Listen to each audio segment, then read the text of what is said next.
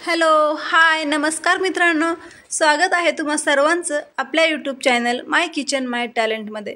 मित्रांनो, आज आपण असा एक पदार्थ बनवणार आहोत ज्याला बघता क्षणी किंवा ज्याचं नाव जरी ऐकलं तरी सगळ्यांच्या तोंडाला असं पाणी सुटतं। तर आज आपण बनवत आहेत कच्ची दाबेली। कच्ची दाबेली बनवण्यासाठी थोडासा टाइम लागतो, पण एकदम परफेक्ट बनवूया आपण। चला मग सुरुवात करूया।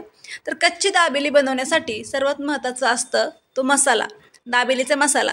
तर आज आपण दाबेलीचा मसाला पण घरीच बनवणार आहोत। चला तर मग बघूया कच्ची दाबेली कशी बनवायची। त्यासाठी आपण सर्वात पहिल्यांदा त्याचा मसाला बनवून घेऊया।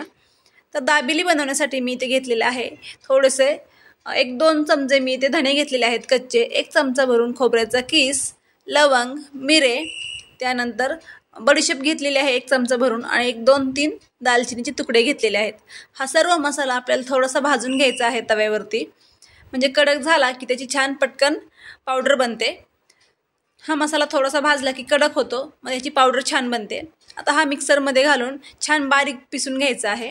तर यामध्ये मिक्सरमध्ये घालण्याच्या अगोदर यामध्ये मी घालते मीठ आणि लाल तिखट, बाकी कुठलेही मसाले आपल्याला यामध्ये घालायचे नाहीत। एवढंच आपल्याला मिक्सरमध्ये छान पिसून घ्यायचं आहे।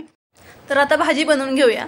तर भाजी बनवण्यासाठी मी ते तेल गरम करून घेतलेले आहे। अर्धा छोटा चमचा हळद, अर्धी छोटी चमचा लाल तिखट आणि 1 चमचा भरून दाबेलीचा मसाला घातलेला आहे। तर हे तेलामध्ये छान परतून घ्यायचं आहे। त्यानंतर यामध्ये 1 कप भरून पाणी घालायचं आहे।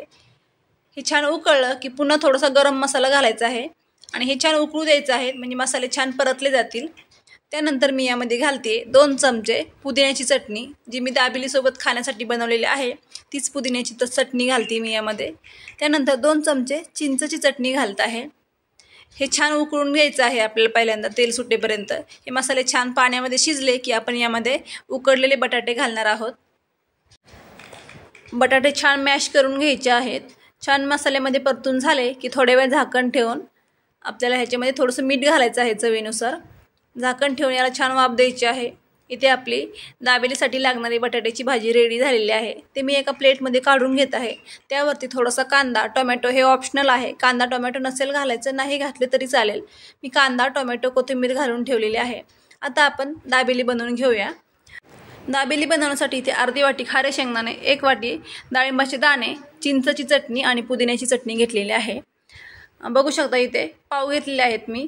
मला दाबेलीचे गोल पाव पाहिजे होते, पण ते मला भेटले नाही, त्यामुळे मी इथे आपले नॉर्मल आपण जे वडापावसाठी किंवा पावभाजीसाठी जे पाव वापरतो तेच पाव घेतलेले आहेत।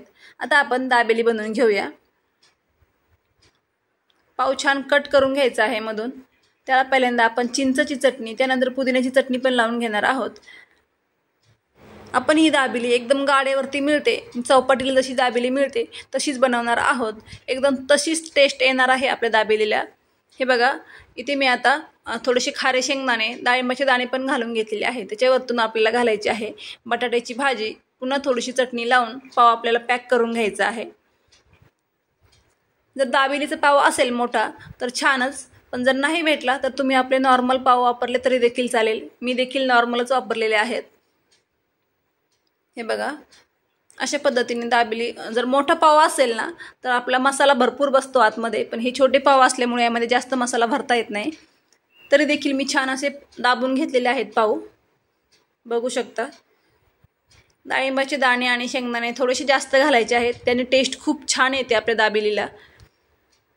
बघू शकता, मी अशा पद्धतीने सर्व दाबेली बनवून घेते। त्यानंतर आपण या शेकून घेऊया।